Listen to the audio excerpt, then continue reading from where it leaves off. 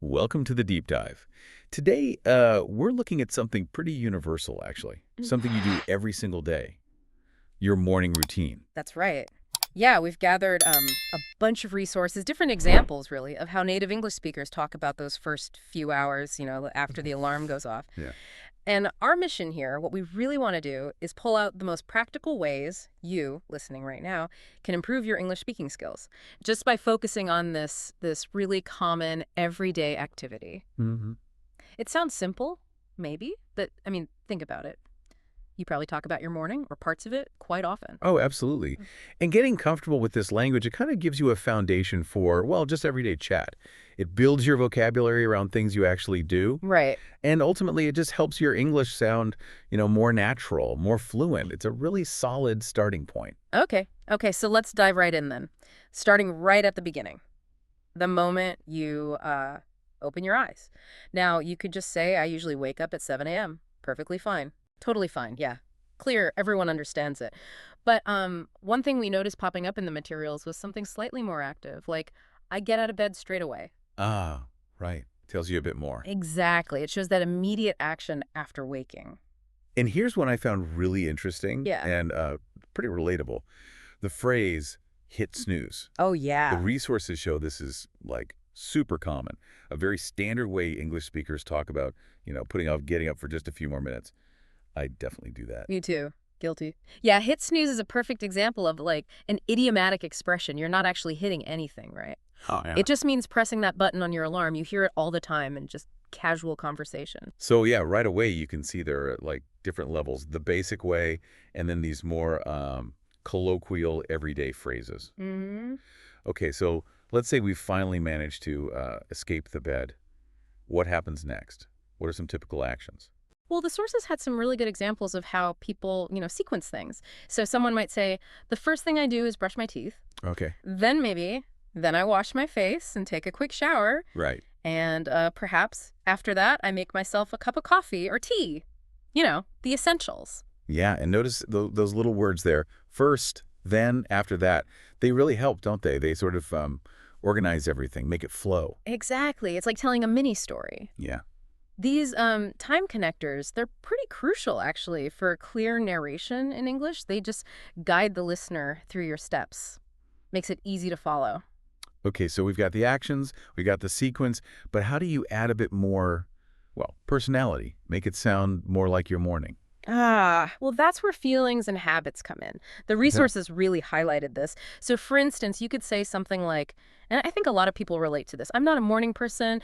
I need coffee before I can even function. Huh, yeah, I feel that. Or, on the flip side, maybe you're one of those people who says, I actually enjoy early mornings. It's quiet and peaceful. Right. See, those kinds of comments, they tell you a lot about how someone experiences their morning, not just what they do. Makes sense. And it's not just feelings, it's also about um, habits, things you regularly do. Maybe I like to journal or write down my goals for the day. Ooh, productive. Or sometimes I listen to a podcast while I'm getting ready, which is, quite fitting. Indeed. Or even something really practical, like I always check my emails or messages before I leave the house. These details, they just add color. They paint a picture. Totally. They make it more real. Okay, should we move on to the next stage for many people, the commute? Yeah, good point. Getting out the door and heading somewhere.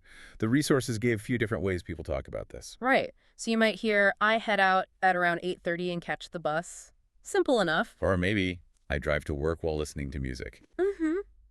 Or, if you're lucky, maybe, my commute is short, so I usually walk. Nice. And what's useful here is just seeing those common verbs catch, drive, walk, used in this really everyday context. It shows how basic vocabulary works for routine stuff. Definitely. And this actually brings us back to something you mentioned earlier, something really key that the sources kept emphasizing. Yeah. Phrasal verbs. Ah, yes, phrasal verbs, crucial for sounding natural. We had hit snooze already. Mm-hmm. What others are common for mornings? Well, the materials specifically pointed out wake up and get up. Now, they seem similar, right? Yeah, very. But there's a slight difference. Wake up is more about, becoming conscious, your eyes opening, whereas get up is the physical act of leaving the bed. Oh, okay. That's actually a really useful distinction. Subtle, but useful. It is. And another really common one is freshen up. Right, like washing your face, brushing teeth, Exactly. Just making yourself feel a bit more, awake and ready. And then there's head out. which just means leave. Yep. Simple as that. I head out around 8, means I leave the house around 8. And we absolutely cannot forget sleep in. Oh, definitely not. Especially for weekends. The sources clearly define this as, waking up later than usual, purposefully. That's one I use a lot. I love sleeping in on Saturdays. Absolutely. And focusing on these phrasal verbs, wake up, get up, freshen up, head out, sleep in, hit snooze, it's so valuable Right. because they are just so common in spoken English. Right. Using them correctly, it really does make a difference in how natural you sound. It's often just a simple verb plus a little word like up or out, but it changes the meaning. So if we kind of zoom out a bit here, Mhm. learning to talk about your morning routine, it's more than just memorizing verbs, isn't it? Oh, much more. It's really about building your confidence and your ability to express yourself naturally in a situation that comes up all the time. Yeah. And the skills you practice here, like using those time connectors, talking about feelings, using phrasal verbs, you can use those skills to talk about, well, any part of your day. Okay, so wrapping this up, what's the main sort of takeaway for you, our listener?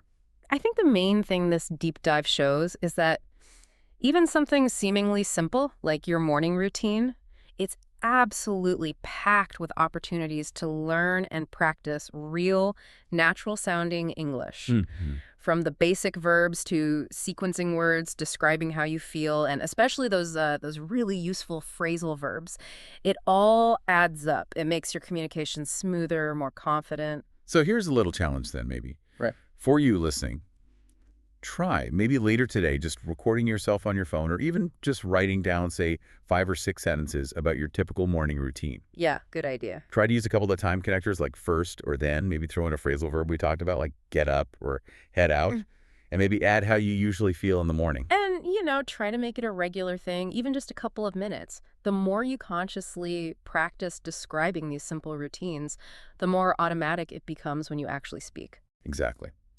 And here's a final thought to leave you with. If you can get really comfortable talking about this one small daily routine, what other everyday activities could you maybe focus on describing next? Think about how that could build your fluency and confidence over time. Lots to think about there. Definitely. Well, thanks for exploring this with us today.